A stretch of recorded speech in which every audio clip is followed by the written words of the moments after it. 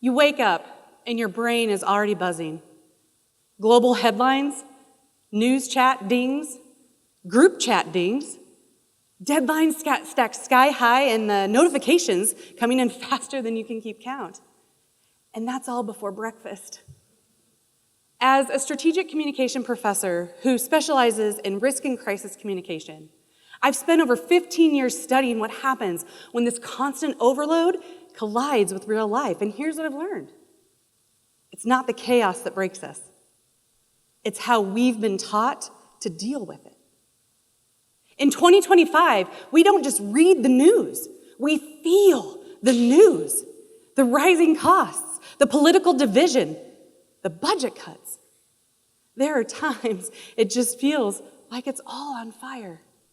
And we take that weight into our homes, into our lives, and into our very bodies. That is why burnout doesn't come from simply doing too much. Burnout comes in living in all this constant chaos. Gallup has recently reported that 25% of United States employees currently report that they experience burnout often or always. And most people report that they experience burnout sometimes. This is no longer an individual struggle. This has become a workplace epidemic. And yet, we've been told that we have this simple fix: work-life balance. You put work on one side and you put life on the other, and somehow the scale evens out. But let's be honest, life isn't a scale. Life is so much more built like a Jenga tower. There are times when it's strong and steady, but there are also times when it's shaky and uneven, and even sometimes it's under constant strain.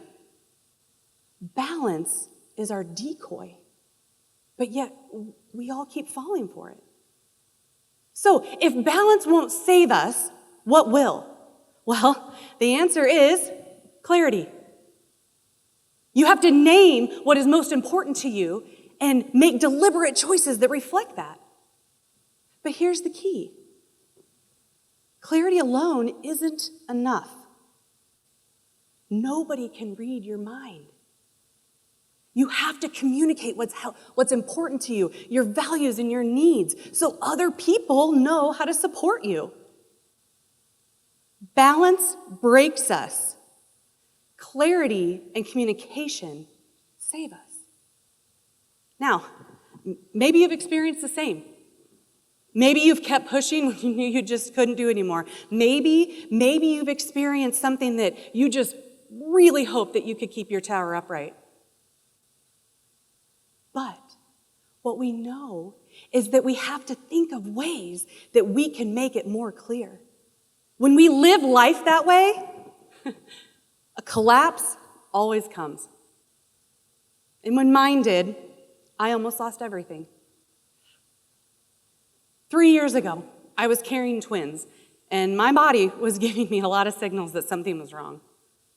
I couldn't walk to my mailbox without gasping for air. I had to get a disability hang tag so I could park close enough to just reduce the number of steps just to make it to work. When I took this to my medical team, they just said, "Oh, I think it's just a twin pregnancy." So I did what so many of us do.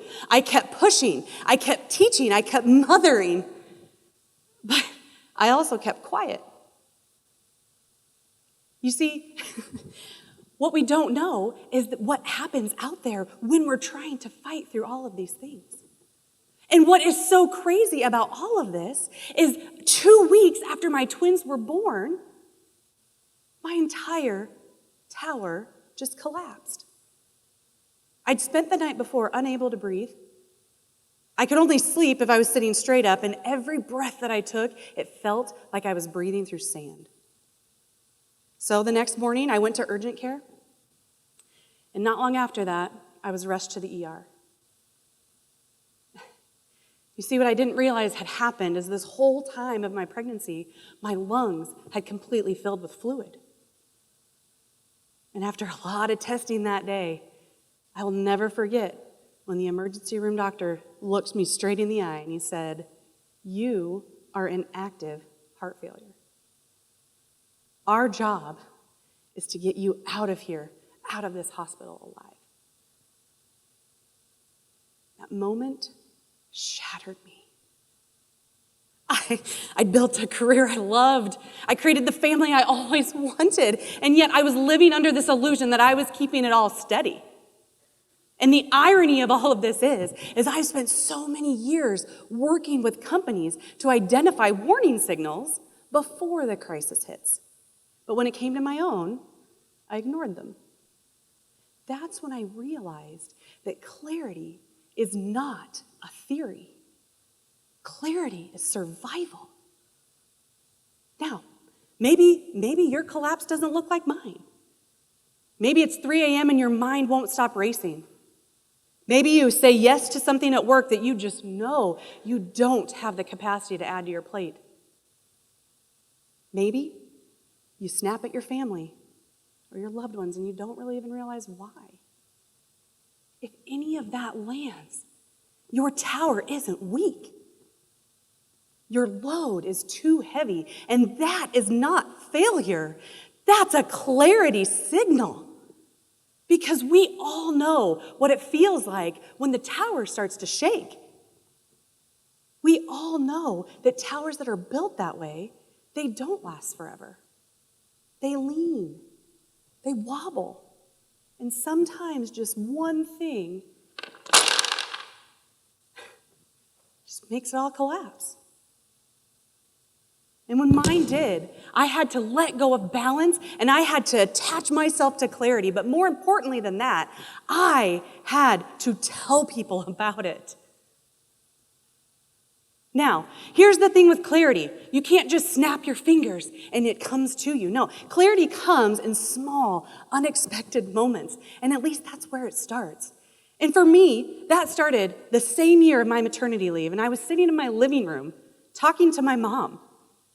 My mom's a nurse, and she had just semi-retired, but she shared with me that day that instead of slowing down, she was choosing to return to work on the hospital floor. And I shared with her my truth of what I was experiencing. I dreaded going back to work. I was still in heart failure at the time. I had twin infants and a toddler at home, none of who were sleeping. And that year, I had to go up for promotion. The sheer thought of returning to that level of work, or to returning to work and that level of exhaustion, it simply terrified me.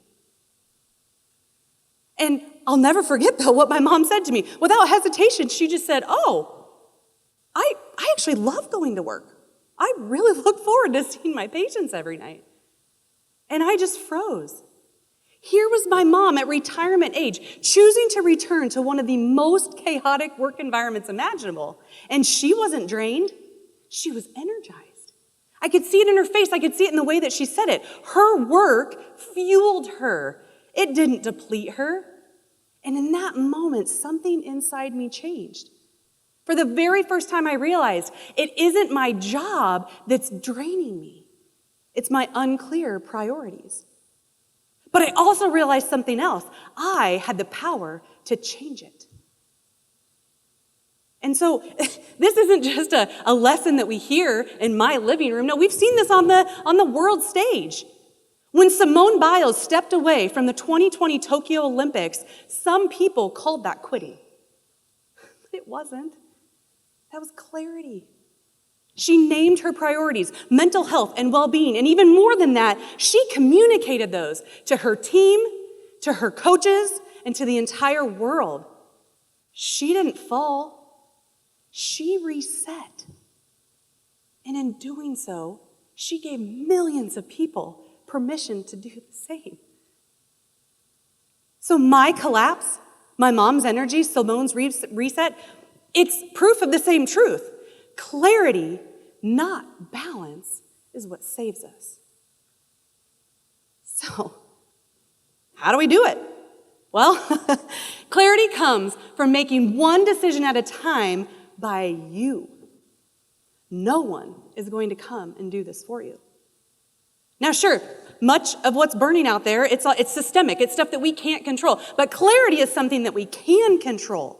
It shapes what we accept, what we decline, what we renegotiate, and what we ask for out loud. That's why I created CLEAR, CLEAR. This is not just another framework. No, this is a survival map, a how-to guide of how to get clarity in your life and communicate it to others.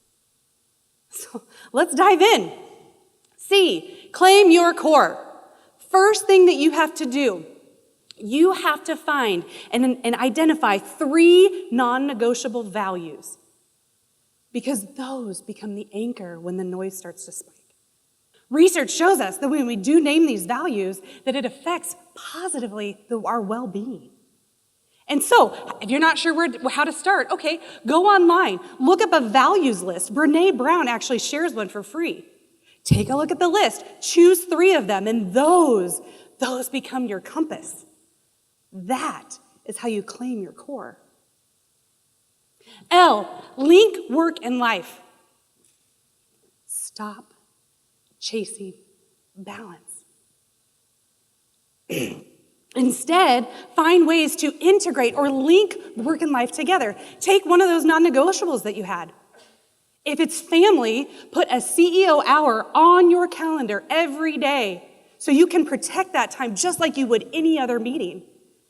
This allows you to do work stuff at work so you don't have to take it home and you can protect your evening time with your family. The goal isn't perfection. It's linked integration. E, evaluate energy. Your energy is currency. And Mel Robbins talks about this all the time. The way that you spend your energy, that becomes your life. So do a weekly energy audit. Top 3 drainers over here, top 3 energizers over here, and look for patterns. If the same meeting drains you every single week, that's not just frustrating, that's data. And then you take that information and you run it through my 3D test.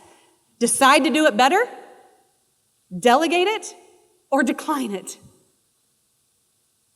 And by doing this, you have made a way that burnout is no longer a mystery. Burnout now is a math problem that you can solve. A, activate your ask. This is the communication piece.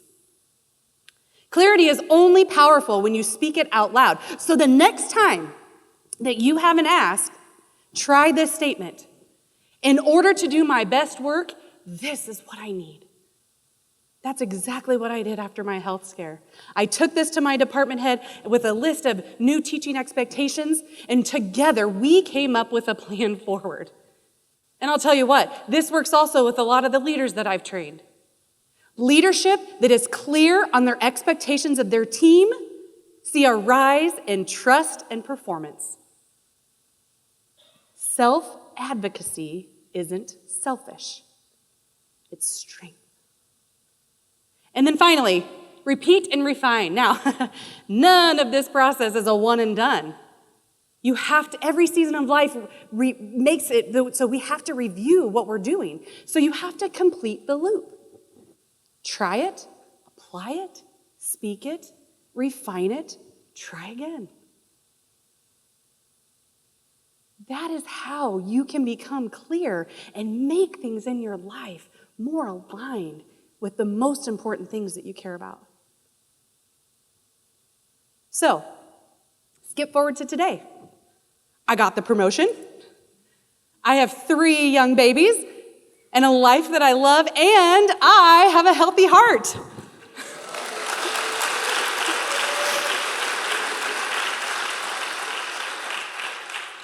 And it's not because life got easier.